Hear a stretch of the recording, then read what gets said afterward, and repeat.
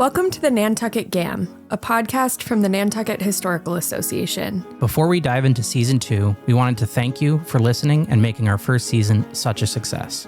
We had over 10,000 listeners across the United States and abroad. We're going to be releasing episodes every month of 2026, and we hope you join us as we explore new stories of Nantucket history. We love hearing your questions, suggestions, and excitement, so don't forget to like, comment, and subscribe. I'm Annalie Gilbert-Keith. I'm Thomas Parrish. And I'm Adam DeLogue. On this month's episode, we'll be discussing the whaler's art of Scrimshaw.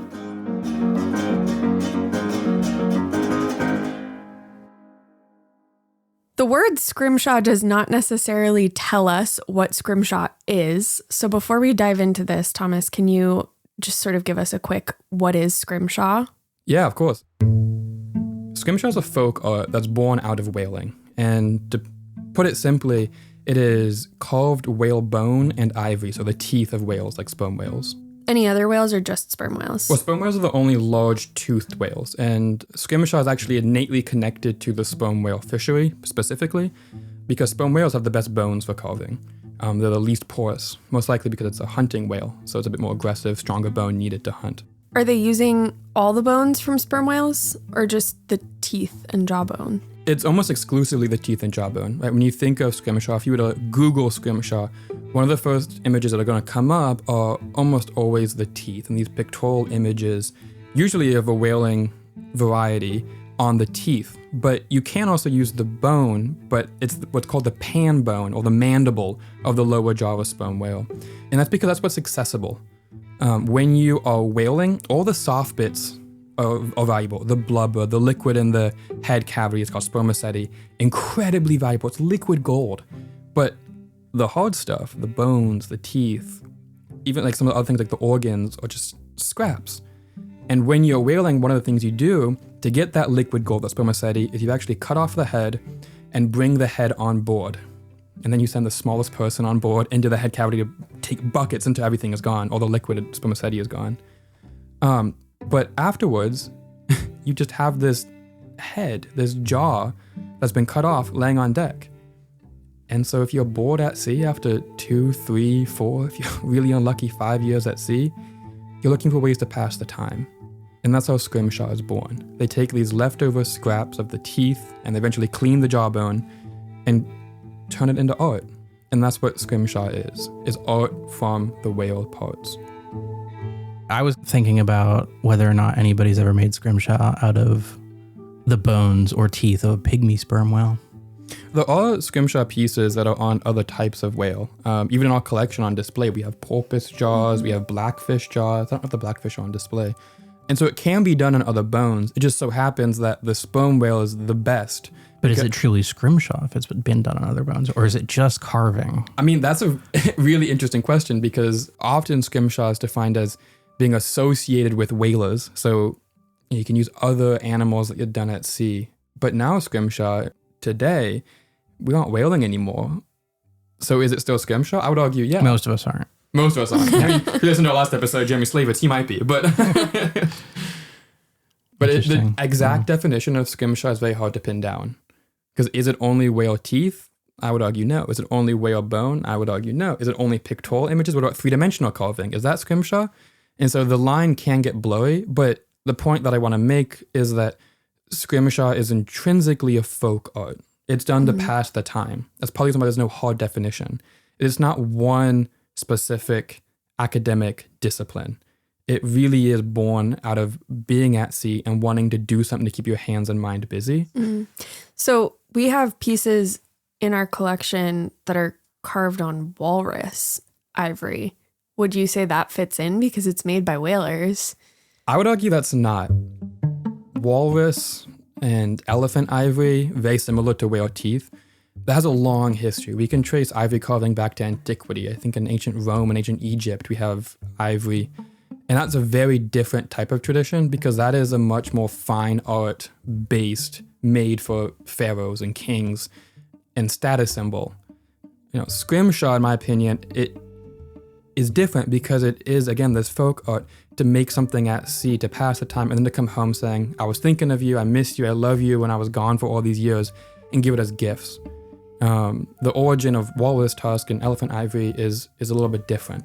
I think that's an important distinction because it changes the type of art that is done. Now, this might be a complete departure, but do you happen to know what the etymology of Scrimshaw is? I don't, and in fact, no one does. Scrimshaw is one of those words that we can't pinpoint exactly where it comes from, but there's all these iterations. Somebody just made it up one day, maybe.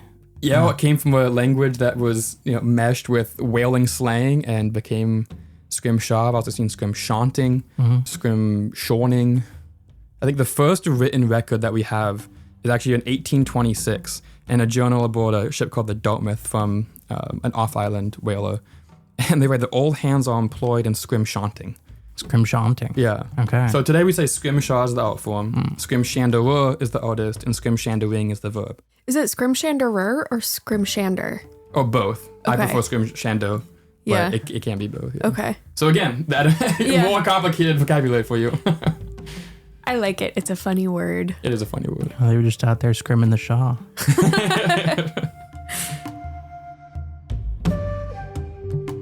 So this art, born out of boredom, oftentimes given as gifts.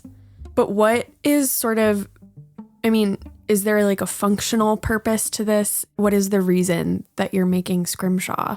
The functional purpose is effectively just to say that I miss you. When we talk about the origins of Scrimshaw in the 19th century, these are men at sea making art to pass the time and to bring something home saying, I was thinking of you.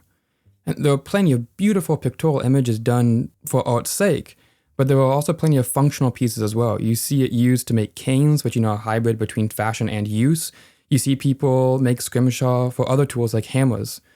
I think one of the things about Scrimshaw that I really want to point out, though, is that what exists and what continues to exist historically is a product of what we choose to pass on. And the beautiful, the gorgeous, the family heirloom, those pieces of art, we tend to pass those along more than Uncle Joe's hammer that has some Scrimshaw on it that might be broken from use.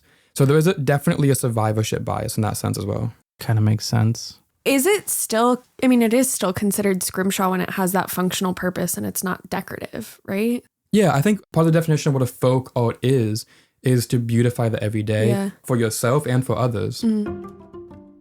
Is whale ivory a particularly durable material for things like hammers? In Moby Dick, Ahab's leg is Scrimshaw. Yeah. It seems unlikely. What, that his leg is Scrimshaw? No. I've always felt that seemed unlikely that it would work. Well, it's quite brittle, right? Yeah. It's hard, but it is brittle. So something like a hammer, I don't think I've seen a hammer or Scrimshaw that actually is together. Yeah. And as it gets older and drier, it gets harder, but it also becomes brittle. Yeah. So it's also part of the reason that in terms of usability, you don't see a lot of tools that still exist with it. Because again, the survivorship bias, are you going to give Uncle Joe's broken hammer to your nephew, or are you going to give him the beautiful tooth that was carved in 1840s? Right. Yeah. I wonder what Maybe- Ahab would do if his leg broke. Yeah, I was going to say he's probably just shattering a leg every other week. Well, He's got a small pile of Tan Scrimshaw bones. It's not like he walks. legs. Part of the story, this is such a departure, but he has like a little hole in the deck of the ship that he sticks the end of his leg into and just stays put. Thank you for that. You're welcome. That's hilarious. I've been very slowly rereading Moby Dick and it's just in my head.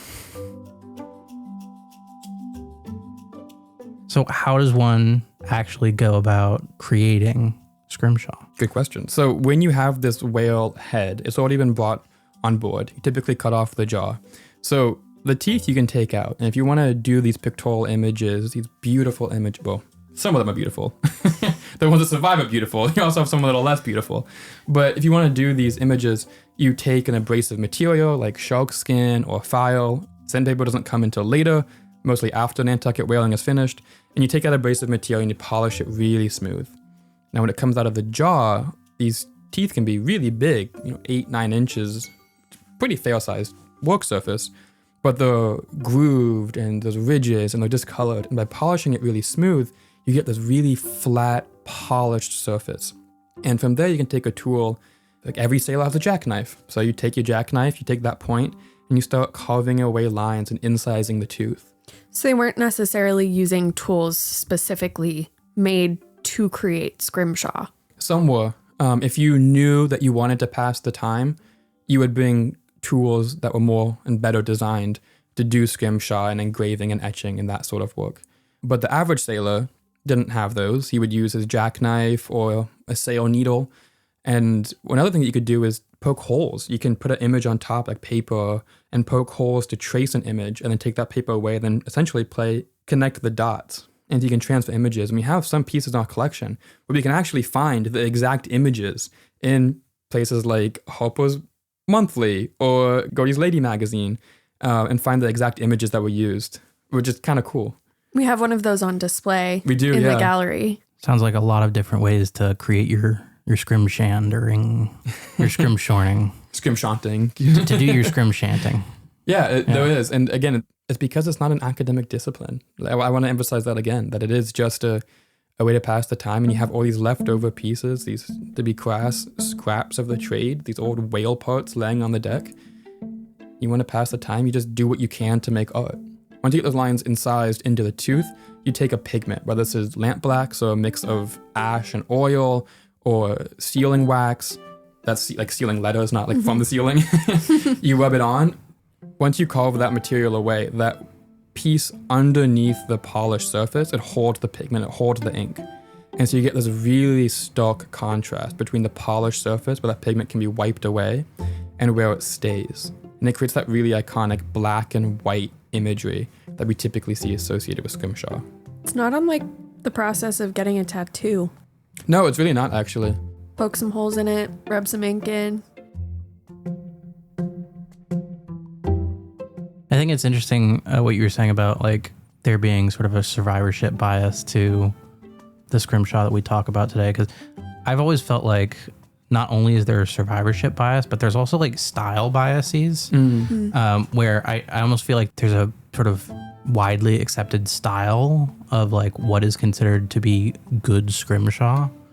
And I mean, anybody who's seen Scrimshaw can probably imagine what that is. You know, Historic Scrimshaw, yeah. Yeah, very pearl white on black, no fading, no other colors, usually a carving of a ship or a whale or a something similar to that. And we certainly do have pieces at the Whaling Museum that don't fit that mold. But I feel like the ones that are well known typically do, right? Yeah, I completely agree. And I think actually one of my favorite pieces is a pretty simplistic piece. It's on display in the museum. It's a small tooth. Obviously, he was not skilled enough to get a big tooth on the ship, but it's maybe only 3-4 inches tall.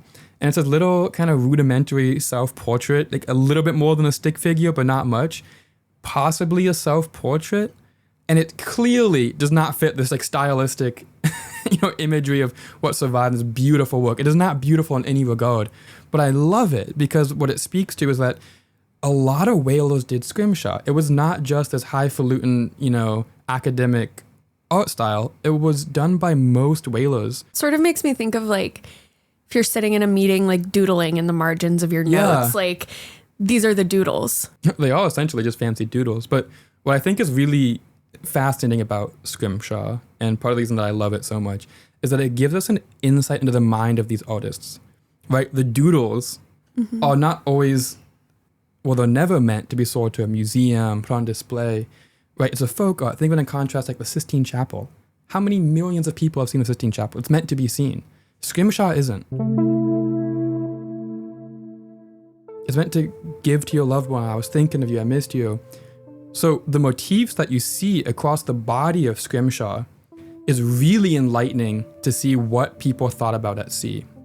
And very few pieces are signed, right? You don't sign your doodles in a meeting, right? So we don't know who did it. And very rarely do we even know aboard which ship they were done. But as you look at the entire body of Scrimshaw, you see these patterns emerge, these common motifs. And it's really fascinating because you see the insight into the mind of the artists and therefore the mind of whalers for people who we don't have journals for, we don't have letters for, we don't know who they are. But you see these themes that connect whalers. Some of these themes include ships themselves. You see a lot of depictions of ships. This is, of course, where you live, where you work. We've talked about this before. It's your transportation. Your life revolves around these whale ships. You also see lots of depictions of places, documenting where they were, what happened, Or against St. Helena, also where Napoleon was. Whoa, cool. And if you're at sea with 20 to 30 men, what are you thinking about back home? Ladies. The women back home. So you got to see some very tasteful images of women back home. And some untasteful ones as well. Mostly tasteful, but yeah. It's also not all just these images on teeth, though. You mentioned canes earlier. There are busks. There are all kinds of scrimshaw that we have on display in the gallery, not only these images. That's a very good point. It's not all images. And what's really interesting is a lot of the objects that we do have are very feminine coded, right? These are busks which go inside a corset, right? Keep you right up, straight and proper, no slouching with a buskin. You have jagging wheels, which are essentially pie cutters or pastry cutters. We also have these swifts, which help turn skeins of yarn into balls. But so these aren't being made for whalers who are almost exclusively men. These are, again, these gifts you make at sea. So when you come home, you have a souvenir, and it's a way to pass the time. And so some of them are, beautifully done. Some are much more practical. And so you see both sides of it. And those typically are made out of the jawbone and not the teeth. The jagging wheels are some of my favorite objects that we have on them. display. They're so cool, but I could not imagine actually using one. I would be so frightened. Well, it's a really good point. If you actually look at them closely, most of the ones in the display case are not usable, right? There's the one that comes to mind as a hippocampus, so half horse, half fish, and the tail comes up and is perpendicular right in the middle. Yeah. So if you were to hold it, you're going to be poking your hand or risk breaking it. Yeah. And so again, these are meant to be gifts, not necessarily to be usable sometimes. But again, survivorship bias, right? The beautiful ones exist and are passed down. They're not being used, so they're not being broken. Exactly. Personally, I've always liked the canes. We've got a lot of really interesting canes. Some have like designs of like rope on top. I like the one that has a little leg. There's a with the little shoe. leg with shoe. Yeah. There's ladies' legs as well. The famous one is the hand with the wedding ring. Oh, yeah. Yep. Or the hand. There's a couple hands with fists as well, I think. So a lot Or I guess of the different wedding ring is a designs. swift, not a cane. Yeah, it's holding this. Yeah. But also people would go whaling and come home with a cane for themselves. And it was a status symbol that connected them to whaling. And having a cane was not uncommon. It was part of your attire, your top hat and a cane. Take out your fanciest Scrimshaw cane for your walk down to town meeting and show Well, up everybody else. One of the portraits that we've had on display has a man with a Scrimshaw cane, and it's, in the reader rail, it says that the Scrimshaw cane was once a symbol of prosperity and connection to the whaling trade. I feel like that makes a lot of sense because I'm just kind of guessing here, Thomas, but I would imagine a lot of those more complex pieces, once they become status symbols, are from the later era of Scrimshaw. Yes and no. The earliest Scrimshander we can identify, and as I said before, most works, the artist is not known. Most pieces of Scrimshaw, the artist is unknown. We would just never know who created them. But the first identifiable American Scrimshander is a man named Edward Burdett, who was a Nantucketer. And he makes pieces in the 1820s. His contemporary, Frederick Myrick, is probably the other most well-known Scrimshaw artist historically. And some of their work is some of the most sought after because it is a beautiful, intricate carving style. So even from the start of Scrimshaw in America, you see artists creating this beautiful, complex imagery. I guess we can assume that these would have been like the most famous Scrimshanders of their time, right? If they're the only ones that we know that we can identify their work by name. I mean, they're signing their work, maybe they're selling their work. But wouldn't it also right? be possible that they weren't famous at the time that they were signing their work and they were recognized posthumously? That is more accurate, right? They aren't selling their work. They aren't even signing all of the pieces. Historians have identified some pieces based off of style only, not just signatures. I think you have perhaps a more modern view of Scrimshaw, where it has become more of a fine art in the 20th century. And again, not to sound like a broken record, but it's just a way to pass the time. It takes something that mariners have been doing for ages, whittling, right? And translating it to bone and ivory. It's not mainstream, and Myrick and Burdett live out their life in relative obscurity. Well, Myrick does. Burdett is pulled overboard by a harpoon line at a young age, unfortunately, and drowns. And so Scrimshaw does exist within whaling culture across New England, but it's not really percolating beyond that. It's not like people are going out to buy from recognized artists. I feel like in some senses, that's probably still somewhat true today when we talk about Scrimshaw in general, like knowledge of Scrimshaw, is that outside of the East Coast of the United States, mostly New England, I would guess, I'm not sure this is a very well-known art form. I would agree with that. I would expand it a little bit more and say whaling communities, so that also includes other places around the world and some places on the West Coast. Definitely do know Scrimshaw. The Azores have a tradition of scrimshandering bought by whaling. But yeah, outside of whaling communities, it is an art form that's not very well known. I didn't really know that much about it until I moved here. Which also has some to do with legal restrictions, I would imagine. Yeah, so Scrimshaw and the way that we're talking about it is pretty difficult to do now and to buy and sell. So sperm whales and all whales are protected by the federal government. And so if you want to possess Scrimshaw, it varies by state by state. You need a disclaimer saying this is not legal advice. But, but in general, you have to be able to predate 1972. So in 1972, the Marine Mammal Protection Act was passed, and it was followed up soon after by the Endangered Species Act, which regulates all trade of endangered animals. And that includes sperm whales, so the teeth, and all whales, so that includes other parts of the bone and what have you. And so if you want to own or buy a piece of Scrimshaw, you have to be able to prove that it predates 1972. Otherwise, you're going to jail. And they do enforce it. If you're buying like modern Scrimshaw, what are modern scrimshanders scrimshandering? Great use of the words. Thank you. So you can do Scrimshaw on actual whale ivory. Again, you just have to prove that it predates 1972. Or what you also see is people using mastodon tusks or woolly mammoth tusks, which, in my opinion, ironically, is easier to get access to because they're not endangered. They're extinct, which is sort of kind strange. of an interesting loophole there. But yeah. But you can also use faux ivory, so it's kind of plastic-based material that looks pretty similar. But if you know what you're looking for and if you handle it, you can pretty easily tell the difference.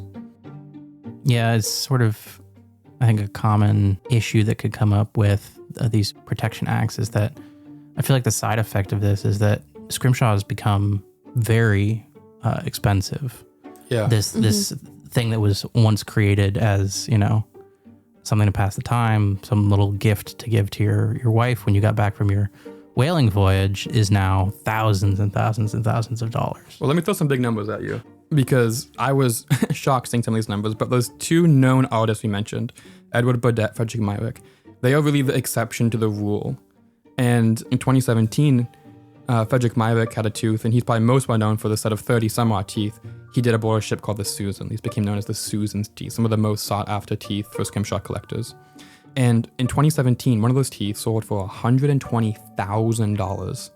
At that same auction, Edward Burdett, who again, beautiful style, known artist, he had another tooth that went up for sale, and it sold at auction for $456,000. So just shy of $500,000. It's like some expensive scrimshorning. Yeah. And I think Myrick and Burdett might have had a heart attack if they saw the price associated with their work. And we think dentist work is expensive for humans.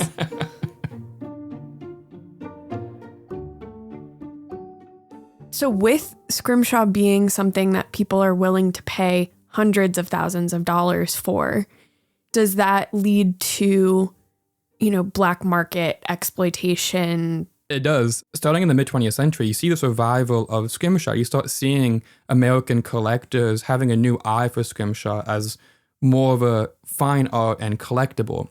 And there is a demand for historic Scrimshaw pieces from the whaling era. And perhaps one of the greatest or the most well-known collectors is actually President JFK. He actually goes after Scrimshaw and has a pretty substantial collection. But on the Resolute desk in the White House, JFK had pieces of Scrimshaw, and after he was assassinated, he was actually buried with a piece of Scrimshaw that had the presidential seal on it that was custom commissioned by Jackie. That's wild. Yeah. I didn't know that. You learn something new every day. It's the joy that Nantucket gave him.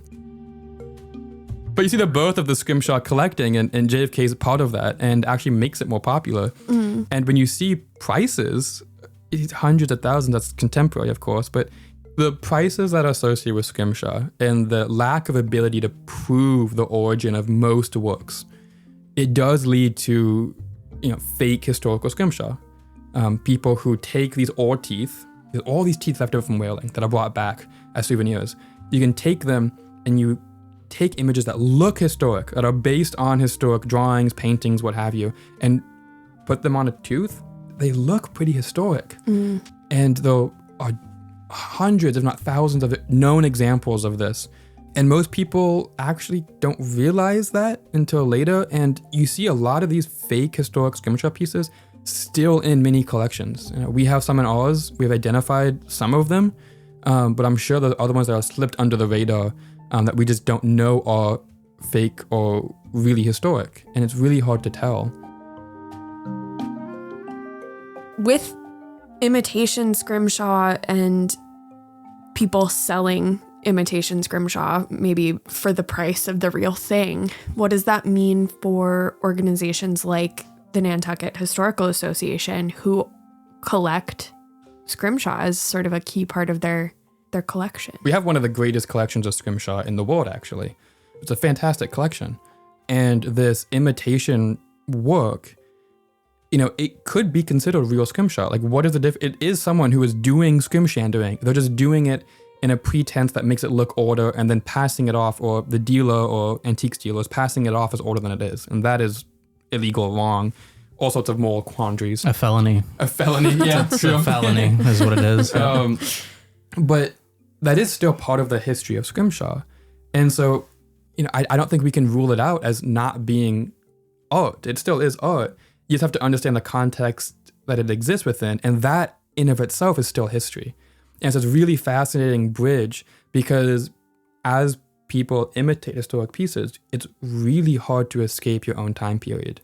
And so you see this blend in some of the imitation pieces, but also in people doing Scrimshaw for their own sake, of historic styles and modern styles. I think one of the greatest examples of that, someone who's blending that style is William Perry. He's born in New Bedford, lived in New Bedford, sees the decline of whaling in New Bedford, and he takes Scrimshaw, but he puts a contemporary style into it. He's not pretending it's historic. It's what it is now in the 20th century.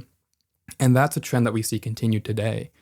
Is, yes, there are people who still try to pass off historic pieces, but you also see artists like Perry and our guest coming up after this who have modern styles for contemporary artists and modern production. It's still very much in fashion for folks who are looking for a sort of historic style to add to modern pieces, even if it isn't, historic Scrimshaw. It's 100%. And our guest is going to talk about that, in that there is a demand, because Nantucket is seeped in nostalgia, right? Everywhere you go, you can't escape hearing about the whaling industry. It's been gone for 200 years, but Scrimshaw is a real connection aesthetically and visually to the whaling industry.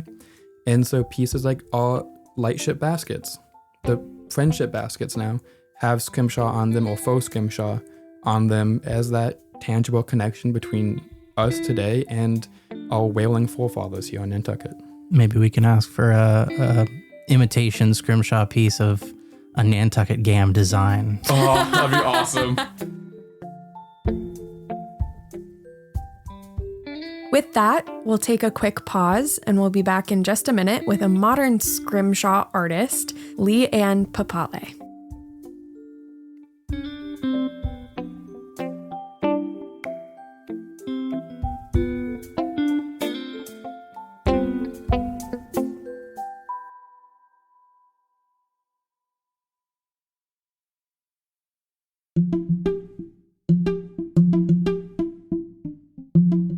Welcome back to the Nantucket Gam.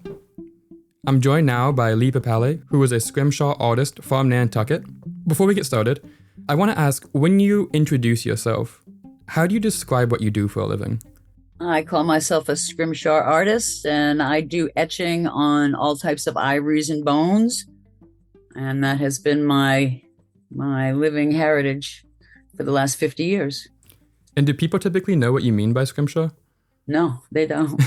People who come to Nantucket do after they go to the Whaling Museum, and people, I think, in general, know about Nantucket and Scrimshaw. But typically, when I tell somebody I'm a Scrimshaw artist, they don't have a clue. In general, out in the world, I'm in Florida right now, and some people know, but I think they think I'm just generalized artist. You know what I mean? I have to tell them that I work on whale's teeth, and then they get it.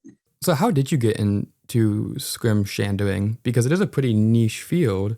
I grew up in a family of artists, women artists. My aunt was Nancy A. Chase, and she's probably the most well-known ivory carver of her time.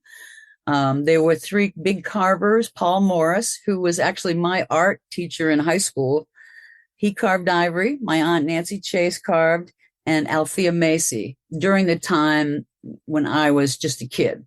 And so I started by my aunt Nancy's shop was across the street from the school, and my mother worked in the shop too as a Scrimshaw artist. And I would go over there to get my ride home to my comment, which is where I grew up. And so they would put me to work. Just like all kids in the 60s and 70s, your mom didn't want you in the house unless you were busy. So in the shop, they'd give me whales to sand and go drill some holes over here or go sweep. Or so I grew up in a shop atmosphere. My father cut the whale tusks for my Aunt Nancy. My grandfather made wooden plaques and wooden boxes for the shop. We all had a different niche in the shop, each one of us doing some type of work in the shop, but each one doing something different. My mother, Phyllis Burchell, she did all the script lettering and all the animals. And so that was her niche. And Nancy, of course, did all the sculptural carvings. None of us really ever did that. She really could do everything. And working in her workshop, she was inspirational kind of in the way that she was. Nobody ever said you can't do anything. I think that's important about how I grew up on Nantucket is that the people in my life were completely independent. I didn't know it at the time, but I certainly know that now. My Aunt Nancy and my mother Phyllis cobblestoned their own driveways by themselves. That's a lot Women, of work. you know, just because they wanted it and they thought they could do it. And that's how I learned how to drive on Nantucket. The three of us, my aunt and my mother and myself, would go out on the moors on the dirt roads. And my father had an old Land Rover, and he'd pull a choke, and they'd put me behind the driver's wheel, and the truck would just crawl along, and they'd walk behind it and pick up stones. So my whole childhood, you couldn't drive anywhere. If there was a rock on the side of the road, we need to stop, and you need to get it. So that's how I grew up with these women and men who, whatever they thought was out there, that island was so open, like we can do anything. And I grew up with that implanted in me, and I still am that way, severely independent. And there's never been a thought in my head that ever came up like, I don't really think I can do that. I always just went forward, you know, in my craft and just in my life on Nantucket. I think to piggyback off of your family, Susan Otison and Nancy Chase, I tend to think of them as basket makers. I know we have some of their... Susan is the basket maker. Okay. So there are three sisters. Nancy's the eldest. My mother, Phyllis, is the middle sister, and Susan is the youngest sister. And so that's what I meant when we all do something different. Susan made the baskets. And she actually learned first from my uncle Eddie Burchell, who was my father's half brother. So there you go. Everybody had some connection to... It was crafting sort of in the beginning, but it's really fine arts now. I think that's a really interesting way to frame it, because that's in many ways how I talked about Scrimshaw with my co-hosts, that it was a folk art, really to pass the time on a whale ship. But that's right. It has continued to evolve into more of a fine art. And I think one of the reasons that I really want to talk with you is that you embrace that in your design. I hope you don't take offense to this, but you don't have a historic styling. You're not trying to recreate a historic image. You, in many ways, I hope it's fair to say, your styling is very colorful. It's very floral. Thank you. Pleasure. And you got me. You got it. When I started with Nancy professionally, about 1974, they put me to work first as an apprentice on a lathe. turning knobs and pegs out of ivory for the baskets. We did all the ivory parts that Susan needed for her baskets. So I apprenticed doing that. And one day, Nancy's shop was just, the ceiling was filled with baskets. It's just like you could barely move. There's so much stuff in there, and ivory and bits and things half done. And it was just a fabulous place to grow up in and to be able to work in that kind of workshop. And throughout my career, I've done it all. But, now I just do the etching mostly because that's the whole creative thing for me. It's like coming up, meeting clients. They come to the shop and I sketch for them while they're talking to me. And before you know it, we have something that it pleases us both. And that's how I work. It's just been a great experience looking back on it. So walk us through the process. Say someone comes to you and asks for or commissions a piece. How do you go from an idea to a final product? There is a step-by-step. I usually make them get their ivories from the basket maker. So the process is they come to the studio usually, although sometimes I have to do it on the phone with a bunch of calls, and they have ideas about what they want. They've seen my work. I have an Instagram account and you can look in there and get ideas. And then I just stand there and draw for them. I can draw a map of Nantucket pretty quick. And, they either want nautical or they want, a lot of the stuff I do is representational of their families. Like, do you have 3 children? We'll do a sailor and a mermaid. That's the mom and the dad, and the children are here. And what beach do you want to be on? Great Point fishing? Or what is your Nantucket experience? What do you love? What do you want to see? And my work, you said it's sort of untrained. That's the truth of it. I never went to art school. Paul Morris was my art instructor in junior high school. And then it was just working with my family. And I never really felt like I never went to art school. So I always thought, everybody else knows more than I do. But I really just created stuff that I love about Nantucket, and that's the flowers, the animals, the part of my life that is Nantucket open, The same thing that people, hopefully a lot of the people love today, they come there. They love the wild roses on the side of the road. It evokes an experience for them, and that's what the whole thing about coming to see me, that's the whole thing. It's an adventure and an experience, You get to meet the artist. You get to have a part in the creative process. And that's what's made it a joy for me and for them. Is there a piece that stands out as like your favorite piece or a piece that you really remember doing that holds a special place in your heart? There's a lot of those pieces, but the biggest thing and biggest project is the basket project I did with Kathleen Myers for Janet Sherlin. It's 18 nesting baskets, each with ivory overlaid handles and over wrapped aprons. And it's really about her life on Nantucket. Each basket is commemorative of some part of her life. And it took me 10 years to do my part. Wow. And that whole experience, the 3 of us have considered writing a book about it because it is it's just all encompassing of everything that I have ever done. And it's the most I've ever done on one project. And I'm probably most proud of that.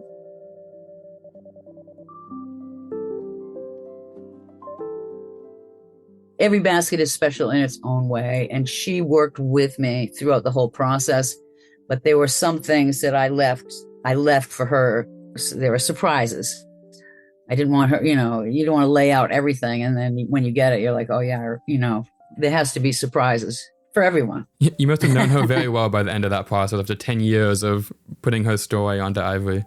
Yeah, it was at first, it was kind of a nightmare because when I first met the client, I went out there with my camera and my notepad and sketchbook. And the first thing I ask everybody, what do you love about Nantucket? And she said all these ethereal things to me, like, I love when the fog is out and it's damp, or I love the smell of things and things. I was like, oh my God. I went home and there was nothing in my sketchbook. And I was like, I was scared. I was very frightened about it. What am I going to do, for this woman? And then I always say I work organically. Like, you just got to put one foot in front of the other. No fear. There's no fear in Scrimshaw. You have to, you have to start somewhere and you have to see it through and just keep working until, for me, I don't let anything go out of the shop if I don't like it.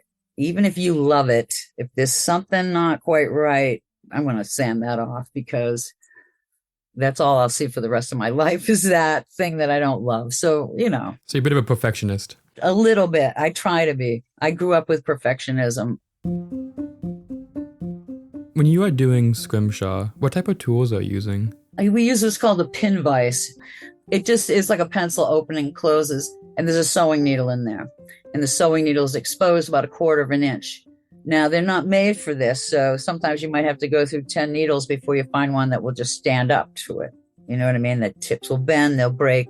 And then other times you get a needle that will last for months. So there's that. And so first I use a very soft pencil and draw my images on in pencil first. And then go to the etching, you scratch. You take a little ink and you put it on there and let it dry. And then you wipe it off. And guess what? It stayed in the scratch. That's a basic technique for everything I do. When I give lessons, I tell people, look, men did this down in a dark hole in a ship in the ocean. You can do it too. And it's a very simple thing to do. And I've taught lots of people, but like I said before, I don't see somebody breaking out and starting a business and be able to, especially now with animal products. I mean, when I started, we bought elephant tusks from men who went to Africa on safaris. You know what I'm saying? And that was okay. So it's very difficult now in present day because oftentimes we're judged by the moralities of today. You know what I mean? And I'm the last Nantucket native traditionally doing traditional work. We have Caitlin Parsons, who's young, much younger than me, but she does it by machine. So I'm not quite sure how I feel about that. I know she could do what I do, and that I would love that because she was born on Nantucket. She's another Nantucket lady, and she's very prolific. She does a lot of the bracelets and makes baskets with her dad. But again, they only use copiers and machine work. And those of us who, do what I do, it's not real Scrimshaw if it's done by a machine. I mean, it is and it isn't. You see what I'm saying? I do. You also hinted at something I want to dive into a bit more, and that's the idea of talking about people coming back with elephant tusks. But I'm sure the art of Scrimshaw changed pretty substantially for you starting in the 70s, when there started becoming federal protection of certain animal products, including whale teeth and whale bones. I remember a picture in Nancy's early career. She had a Land Rover too, pickup truck. And I think there were 6 tusks in the back of it. And it was my gosh, the biggest thing of her life. I mean, this is enough ivory to last my career, is what she was thinking. And what a big deal. I mean, to know the people who actually went to Africa and on these safaris. And I mean, it was all above board and legal. And now there was a lot of trouble about 10 years ago. I won't name any names, but people try to smuggle things from other countries. Like, we don't mess around with that kind of stuff usually. And so it brought a lot of bad attention, and some laws were changed, but now people are still using elephant ivory. I use mammoth ivory. I use walrus. I use everything. And it's still legal to use everything. You can't ship it interstate, out of the state, that kind of stuff. But there's still available stuff that you can find to use. And again, the basket makers, I make them provide the big stuff. I'm using a lot of the whale's teeth now that I collected my whole career. I inherited quite a few teeth from my Aunt Nancy. It's kind of like a sickness. When somebody calls and says, I've got some whale's teeth, you want to buy them? I'm like, yeah, I want to buy them. Like your whole life, because who else is going to buy them, right? So, but if you're not in that kind of realm and that ability to inherit some of these, whale parts or ivory that you use, it has become increasingly difficult to gain access to the material of your craft. That's right. Which I assume also is prohibitive for people who want to get into the craft. It's true. It's true. Now, a lot of, like the museum itself, the Historical Association, I used to teach a lot through the 1800 house, but they didn't want me to use whale products, for one thing, which is quite upsetting for me. I don't work on plastics, I have, but why would I? I'm Lee Papale. I'm a Scrimshaw artist. We don't work on plastic. Okay. So again, that's judging, again, that you're bringing in moralities of today on an ancient craft. It doesn't play. I have to stay with what I know and who I am in the craft. So again, I claim the right to be Nantucket's last native artist with the lineage. My ancestors went whaling, and that's what I believe my clientele are seeking out. Have you ever experienced any of that stigma that you're referring to in other ways when you describe the work that you do? Because in many ways, I think that we, the NHA, we pulled back from using whale parts because there very much is a stigma around using whale and animal products to make modern art. Because on its face, it seems to endorse modern whaling. We are, of course, a whaling museum that talks about the killing and hunting of whales. Yes. But when you describe the work that you do and the material that you use, do people who may not know the history push back against that? Well, obviously, if they come in to see me, they don't. My whole career, I might have had one person get in my face over it. And I was like, well, you're in the wrong place. The teeth that I'm using are at least 200 years old. They're antiques. And I wasn't taught it, but I feel a sense of reverence for what I do. I'm trying to honor those creatures from the past. And I believe that that's what comes across in the artwork. I don't even cut the whale's teeth anymore. If you had a lot of whale's teeth, you want to slice them up, you get a lot more materials. But I prefer to leave all the teeth that I have whole because intrinsically, it's just a much nicer product, like to have an actual whale's tooth. Now, of course, the sperm whale just washed up on Nantucket, as you well know. And it brought to mind, it's such a difference in time. When I was a child, a whale beached in Dionis in front of our private home. My father worked for the owners, and it was a very small whale. And my father cut the lower jaw, just like you saw being done to that sperm whale. My dad cut the lower jaw out and took it. He had a care taking place in Surfside. He knew where there was an anthill, buried the jaw in the anthill, and went back the next year. And it was all clean and beautiful. And so that's my lineage. Scavenger rights existed when I was growing up. Anything washed up on the beach, there was no, call somebody, come, whatever. That stuff didn't exist.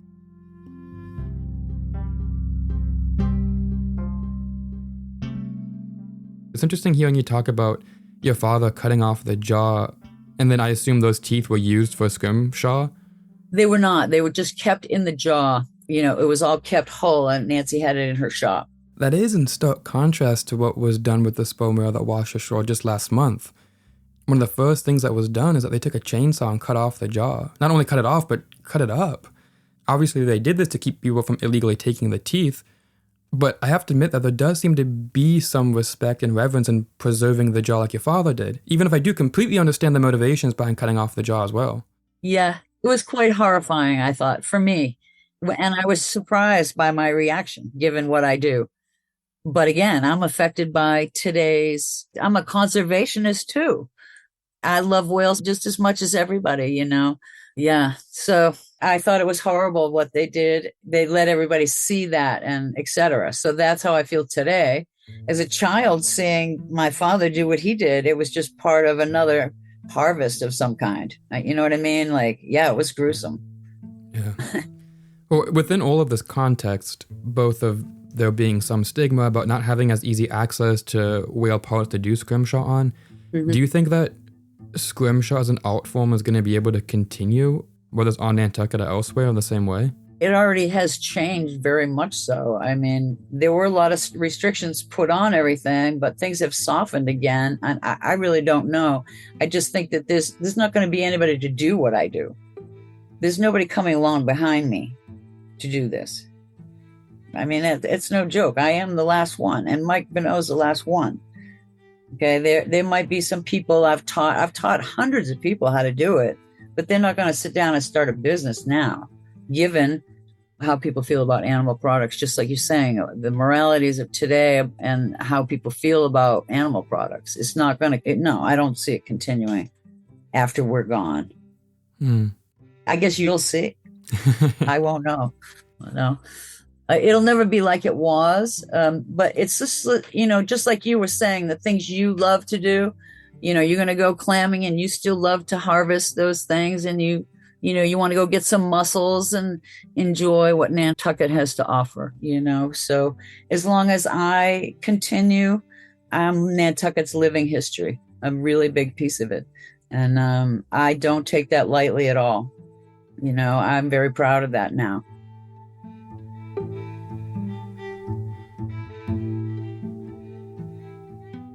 I would say, I think one of the things that gives me confidence that Scrimshaw will continue, at least on Nantucket, is the deep connection to the Nantucket lightship baskets. I mean, you even mentioned it, that you got your start in proximity to the lightship baskets. And I think in many ways, that's how I see Scrimshaw living on, is on the handles and on the covers of lightship baskets. And I have a really hard time imagining that as long as the lightship basket is a staple of Nantucket culture and fashion, there will always have to be some people and the financial ability for some people to continue doing some carving of Scrimshaw.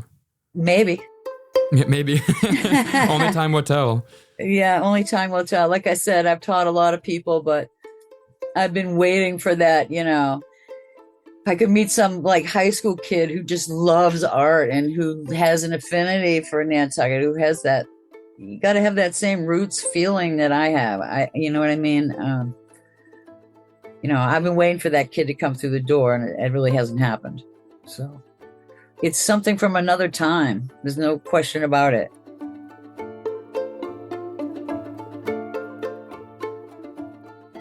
Do you ever see yourself retiring?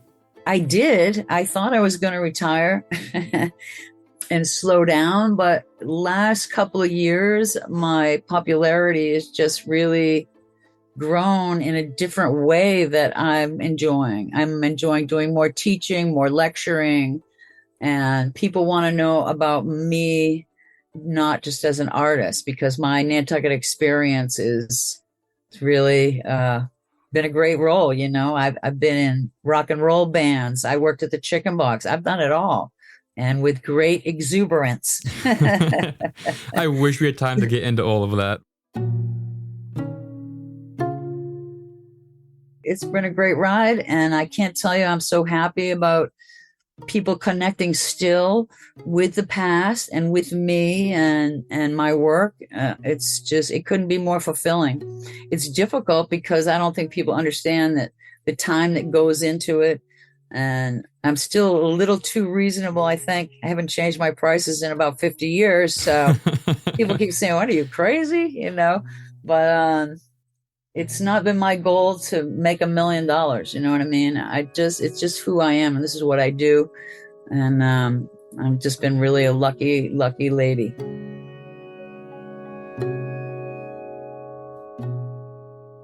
Well, I appreciate how unapologetic you are for that. It's been such a pleasure to talk to you. Thank you for sharing some of this craft with me and some of its history. And if anyone wanted to look at your work, you mentioned it on Instagram. What's the best way to see some of your work?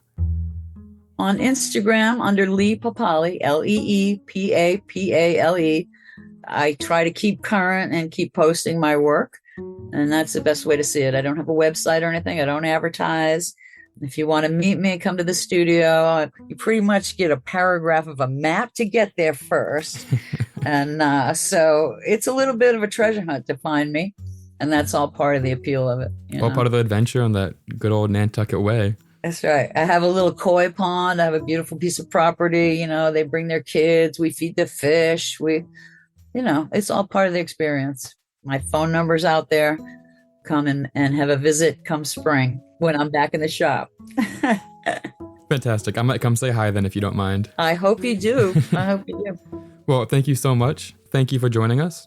My pleasure.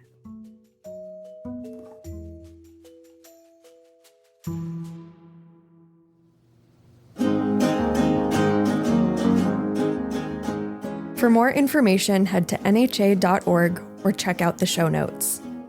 This episode was developed and created by Thomas Parrish, Adam DeLogue, and Annalie Gilbert Keith.